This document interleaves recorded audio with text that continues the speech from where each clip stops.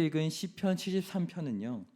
지금과 같은 시기에 읽기에 아주 적절한 시편인 것 같습니다. 그 이유는 우리 교회가 요즘 선지자 에스겔의 말씀을 묵상하고 있기 때문인데요.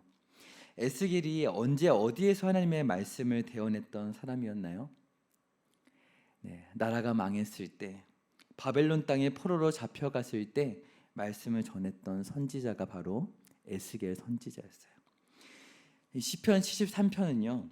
총 5권으로 이루어진 150편의 시편 중에서 제3권의 문을 열어주는 시편인데요. 제2권이었던 72편까지는 이스라엘 왕국이 승승장구하는 가운데 하나님의 나라가 더욱 견고히 설 것을 노래했었어요. 하나님의 발 앞에 엎드리지 않는 악인들은 모두 다 심판을 받고 멸망하게 될 것이며, 하나님을 두려워하고 그 앞에 피하는 의인들은 모두 구원을 얻게 될 것이다. 그런데 오늘 읽은 73편부터는 분위기가 아주 달라지고 있어요. 왜냐하면 여기서부터는 같은 기도이고 찬양인데 포로로 잡혀오게 된 백성들이 불렀던 그런 찬양들이고 그런 고백이기 때문이에요. 다윗과 솔로몬의 때에 그런 영광이 계속될 것이라 믿었지만 이제 나라가 점점 기울고 쇠약해지더니 끝내 멸망하고 만 것이죠. 그들의 마음이 어떠했을까요? 성도님들, 우리는 언제나 그렇듯이 평안하겠지 생각했었던 그러한 연말 연초에 너무나 많은 사건과 사고들을 겪었어요. 이스라엘 백성들의 마음이 어땠을지 조금은 이해할 수 있을 것만 같습니다. 그래서 이러한 상황 속에서 불리어진 시편이었기에 시편 73편부터의 고백들은 전쟁통에 고통을 겪었던 그러한 성도들의 애환이 담긴 것이 특징이라고 할 수 있어요. 하나님을 향한 간절한 마음이 녹아있는 것이죠. 요즘 우리 교회는 새벽 설교, 주일 설교를 통해서 예레미야와 에스겔과 같은 선지서를 살펴보고 있죠. 그 안에서 주된 말씀 떠오르시는 것이 어떤 것들이 있으신가요? 어떠한 말씀들이 많이 들리셨나요? 그 안에서 시편 1권과 2권에 나와 있는 아름다운 고백들처럼 푸른 초장으로 인도하시고 쉴만한 물가로 인도하신다, 나는 주의 어린 양이다 하면서 아름답게 찬양하는 내용들이 있던가요? 그렇지 않죠. 계속해서 심판의 메시지를 듣고 있어요. 하지만 심판의 메시지만 있었던 것은 또 아니었습니다. 동전의 양면처럼 그 심판의 메시지 이면에 있는 구원의 역사, 하나님의 은혜의 손길을 발견하고 그 은혜를 찬양하는 그런 말씀들이 계속해서 선포되고 있어요. 오늘 시편을 고백했던 구약의 성도도 그러했어요. 아픔의 역사를 지나고 있지만 하나님의 구원의 역사, 회복의 역사를 경험하고 있는 거예요. 오늘 우리나라 또한 아픔의 시간을 지나고 있죠. 정말 바람 잘 날 없다는 말이 딱 맞는 말인 것 같다라는 그런 생각이 들었습니다. 그런데 그런 우리에게 오늘 말씀은 가르쳐주고 있는 거예요.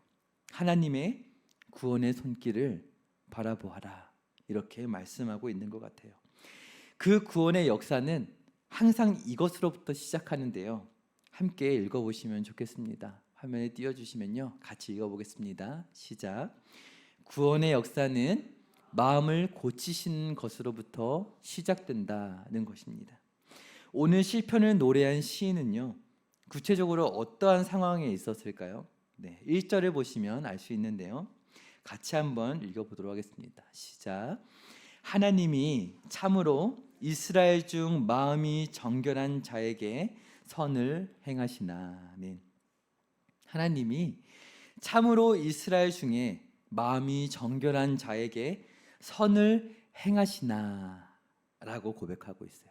선을 행하시나. 뭔가 어감이 좋지 않죠. 시인은요, 지금 마음을 정결하게 하나님께 드리는 삶에 굉장히 관심이 많은 사람이에요. 그것이 얼마나 복되고 귀한 삶인가, 그것에 관심이 참 많은 사람이에요. 그런 자는 당연히 하나님께서 선하게 인도하실 것이다 라는 사실을 믿고 고백하는 사람이에요. 그런데 뭔가 잘못된 상황이 펼쳐지는 것 같아요. 2절을 함께 읽어보시겠습니다. 시작. 나는 거의 넘어질 뻔하였고 나는 거의 넘어질 뻔하였고 실족할 뻔했다. 이렇게 고백하고 있어요. 내가 바로 하나님의 선하게 인도하시는 은혜가 있다면 그것을 정말 받을 만한 믿음을 가지고 있고 그렇게 정결한 마음으로 살아가고 예배하는 사람인데, 그런데 그러지 못할 만한 상황이 생겨났다. 이렇게 노래하고 있는 거예요. 보통 다윗 정도는 되어야 이렇게 말할 수 있을 것 같은데요. 누구에게 이렇게 고백할 수 있는 걸까요? 지금 이 시편에 보니까 누구의 시편이라고 나와 있나요? 오늘 시편을 노래한 사람은 말씀을 보시면 바로 레위인이었던 아삽이라고 나와 있습니다. 다윗 왕이 다스리던 때에 언약궤를 예루살렘으로 옮겼을 때 그 선봉에 서서 찬양을 인도했던 자가 바로 아삽이었어요. 동일하게 성전에서 찬양으로 섬겼던 고라 자손들이 성전을 중심으로 드려지는 그 예배에 대해서 노래했다면, 아삽은 성전 밖에서 삶을 중심으로 드려지는 예배에 대해서 노래했던 것이 바로 아삽이었어요. 제사도 중요하지만 그 거룩한 제사가 드려졌다면 일상 속에서 하나님을 찾고 의뢰하는 마음이 하나님께서 요구하시는 마땅한 의로운 자의 마음이다. 이렇게 노래했던 것이죠. 그런데 무엇이 문제였던 걸까요? 3절의 말씀을 같이 한번 읽어보겠습니다. 시작. 이는 내가 악인의 형통함을 보고 오만한 자를 질투하였음이로다. 아멘. 질투라는 표현, 요즘 에스겔에도 많이 등장했던 표현입니다. 하나님께서 질투하시는 우상에 대해서 에스겔에 많이 말씀을 하셨었어요. 우리의 마음속을 하나님께서 가만히 들여다보았을 때 어떠한 삶의 문제와 고통과 시련 때문에 힘들어하는 상황들이 있는 거 하나님 다 아시죠. 그런데 그러한 것들을 살피시고 그러한 것들을 어루만져 주시기 이전에 먼저 하나님께서 보시는 것이 있었는데, 그것이 바로 우리의 마음이라는 것이죠. 사랑하는 성도분들, 질투해 보신 적 있으신가요? 질투. 지금도 혹시 하고 계신가요? 네. 우리들은 하나님을 닮아서 사랑하며 살아가는 존재이기에 사랑하면 질투할 수밖에 없는 것이죠. 질투를 할 수밖에 없는 존재들이에요. 성경은 말씀하죠. 신명기 4장 24절의 말씀을 보면 내 하나님 여호와는 소멸하는 불이시요 질투하시는 하나님이시니라. 하나님도 질투하시고요. 오늘 우리들도 질투를 합니다. 무엇을 하나님은 질투하실까요? 우리가 다른 우상의 마음을 빼앗기고 있을 때 질투하시는 거예요. 그 우상이라는 것이 험상궂게 생긴 어떤 불상이나 이런 것이 아니라, 오늘 우리가 근심하고 시련을 겪을 때 그 마음의 중심에조차도 하나님은 그것이 우리의 마음의 문제이고 나를 중심에 두고 있지 않구나 라고 그렇게 하나님은 바라보고 말씀하신다는 것이죠. 그렇다면 오늘 아삽은 무엇을 질투하고 있는 걸까요? 방금 전에 읽었던 3절의 말씀을 보니 오만한 자를 질투하고 있어요. 왜 그런가요? 내가 악인의 형통함을 보았다라고 말하고 있어요. 아삽이 질투한 이유는요, 오만한 자, 악인에게 형통함이 있기 때문이었어요. 무슨 말인가요? 이 땅에서 잘되고 성공하는 그 평안함에, 그 형통함이 잠깐이었지만 이 아삽의 마음에 우상이 되었던 거예요. 마음의 중심에 나의 인생길을 선하게 이끄실 하나님을 모셔야 하는데 자신도 모르는 새에 그로 인한 축복과 형통함이, 평안함이 그 하나님의 자리를 대신하고 있었던 거예요. 그러면서 악인을 저렇게 잘되게 하시면 안 되는데, 나처럼 마음이 정결한 사람이 저 자리에 있어야 되는데 라고 하면서 생각하며 마음이 낙심하고 힘들어졌던 거예요. 사랑하는 성도분들, 여러 가지 이유로 마음이 어려울 때가 많은 것 같아요. 저도 아삽처럼 찬양을 인도하는 자리에 있다 보니까 비슷한 어려움에 처할 때가 항상 있어요. 매주 있습니다. 일주일 내내 하나님을 예배하기 위해 즐거운 마음을 지키고 또 지키지만 하나님의 선하게 이끄시는 통치를 바라보지 못하고 고통스러운 현실에 우겨쌈을 당할 때가 늘 있습니다. 예수님의 말씀이 떠올랐어요. 마태복음 7장 3절의 말씀인데요. 네, 재기하시는 말씀 같았습니다. 우리 같이 한번 읽어보면 좋겠습니다. 시작. 어찌하여 형제의 눈 속에 있는 티는 보고 내 눈 속에 있는 네, 아멘. 네, 우리의 마음 안에 하나님을 이 말씀은 사실 죄악된 그런 우상을 잘못을 말씀하신 것이지만 마찬가지인 것 같아요. 하나님을 모시지 않고 세상의 어떠한 현상들과 우리의 어떤 마음의 문제들에 매몰되게 될 때 하나님께서는 그런 형제들의 모습들, 그런 세상의 모습들을 바라보는 게 아니라 너의 마음에 너의 그 믿음을 지키고 너의 마음을 지키고 이끄는 나를 바라보지 않겠니? 라고 하면서 하나님께서는 저에게 말씀하시는 것 같았어요. 하나님께서 언제나 설교자로 서는 자들에게 전할 말씀을 마음에 깨닫게 하시고 입에 넣어주시는데요. 작년 말이었습니다. 에스겔의 말씀을 설교하면서 너무나 놀라게 되었어요. 나라 안팎의 안타까운 소식들로 가슴 아픈 상황 속에서 하나님께서 주시는 놀라운 위로가 있었기 때문인데요. 대략 이러한 말씀이었어요. 어떤 말씀이었냐면 에스겔에게 어느 날 포로로 잡혀 있는 가운데 2명의 장로가 찾아온 거예요. 너무나 많은 백성들이 죽임을 당했고 포로로 끌려왔으며 나라가 풍전등화 같은 상황이었기 때문에 정치적인 조언을 구하기 위해 하나님 앞에 나왔던 것처럼 보여요. 겉으로만 보면 참 훌륭한 태도로 보이는데 그런데 하나님은 이들에 대해서 에스겔에게 이렇게 말씀하시거든요. 에스겔 14장 3절의 말씀인데요. 같이 한번 읽어보겠습니다. 시작. 인자야, 이 사람들이 자기 우상을 마음에 들이며 죄악의 걸림돌을 자기 앞에 두었으니 그들이 내게 묻기를 내가 조금인들 용납하랴. 또 4절의 말씀도 계속해서 읽어보겠습니다. 이스라엘 족속 중에 그 우상을 마음에 들이며 죄악의 걸림돌을 자기 앞에 두고 선지자에게로 가는 모든 자에게 나 여호와가 그 우상의 수요대로 보응하리니. 그리고 5절도 읽어보겠습니다. 시작. 이는 이스라엘 족속이 나를 배반하였으므로 내가 그들이 마음먹은 대로 그들을 잡으려 함이라. 네, 이러한 말씀이 있었어요. 여기서 마음먹은 대로 그들을 잡으려 함이라는 표현은요 2가지 의미로 이해되고 해석될 수 있었는데요. 먼저는 4절 끝에 하반절에 있는 것처럼 그들의 마음에 그 무수한 우상대로 내가 보응하겠다라는 거예요. 백성 가운데서 끊으리라, 멸하리라 이런 죄송합니다. 그러한 말씀을 갖고 있는 거예요.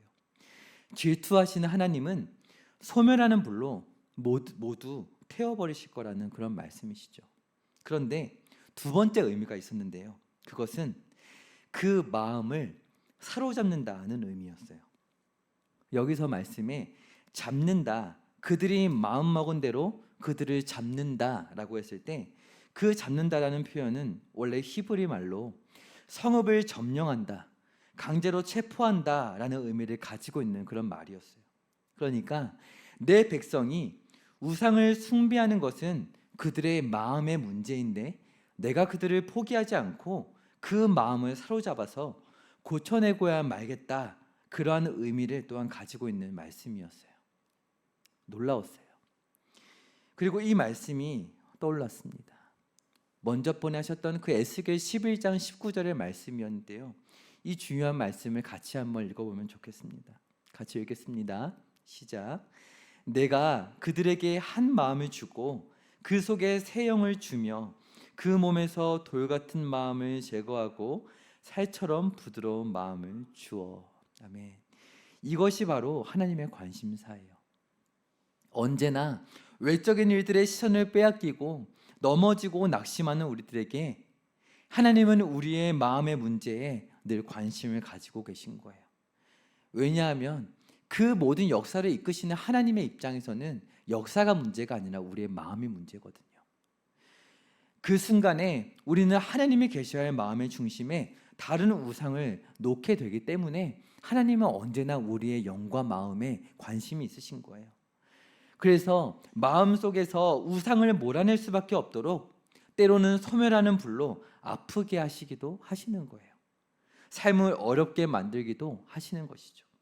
하지만 그 목적은 무엇인가요? 바로 마음을 사로잡아 고쳐주시는 거예요.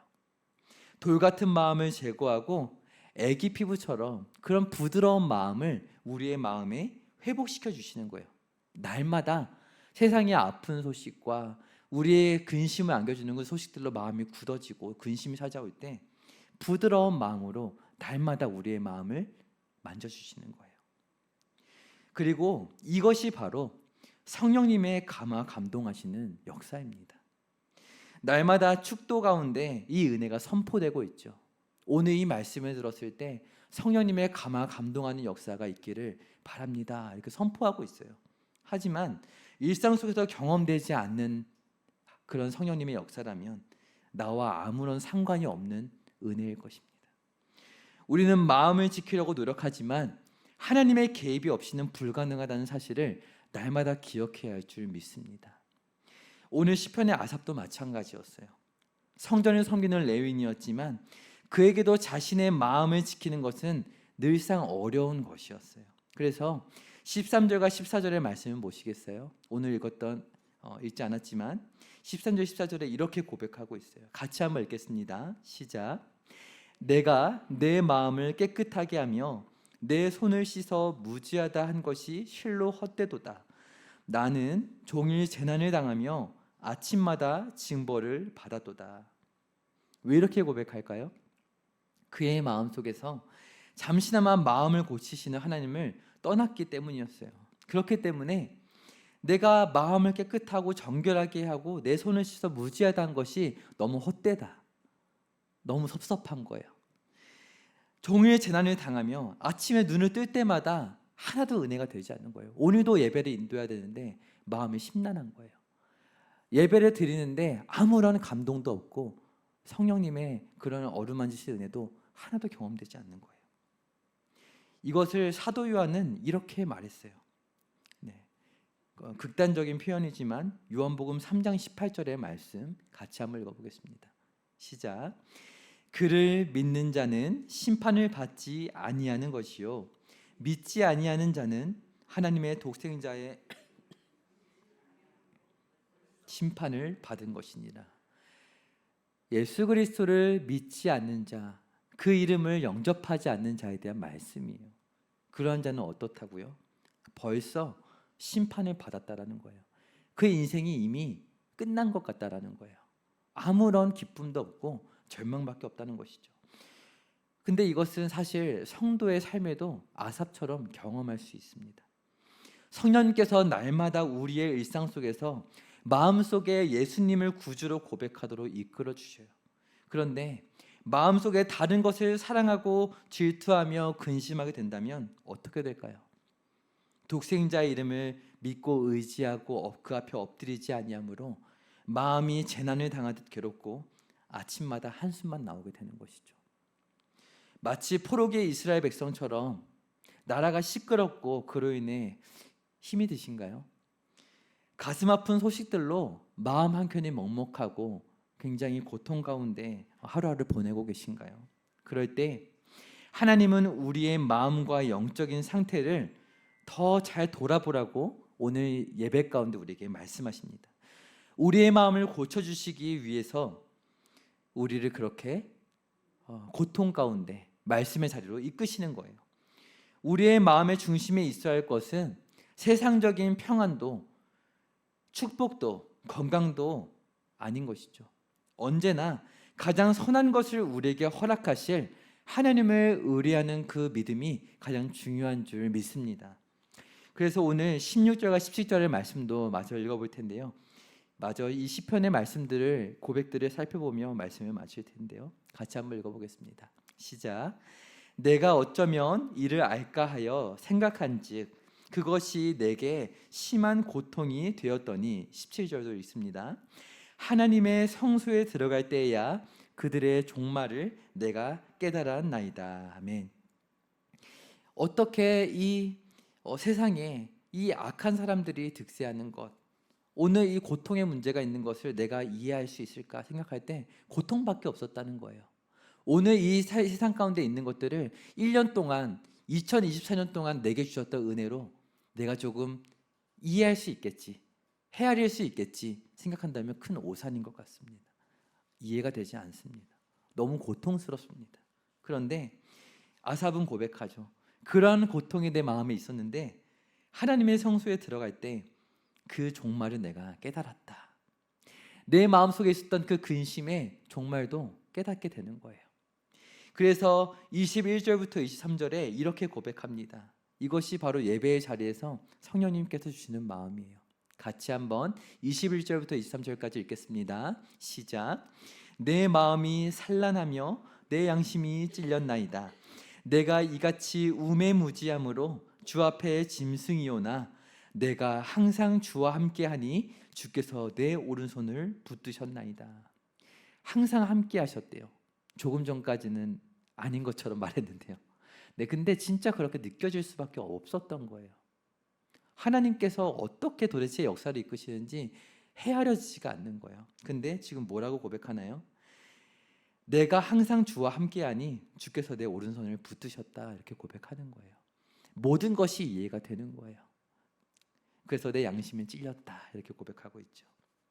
이같이 우매무지한 우리를 하나님께서는 오늘도 이 예배의 자리 가운데 깨우치시고 계신 거예요. 그래서 우리의 고백이 이러한 고백이 되기를 원하는 마음으로 아삽은 이 시편을 지었습니다. 25절과 26절의 말씀을 같이 함께 읽어보겠습니다. 시작.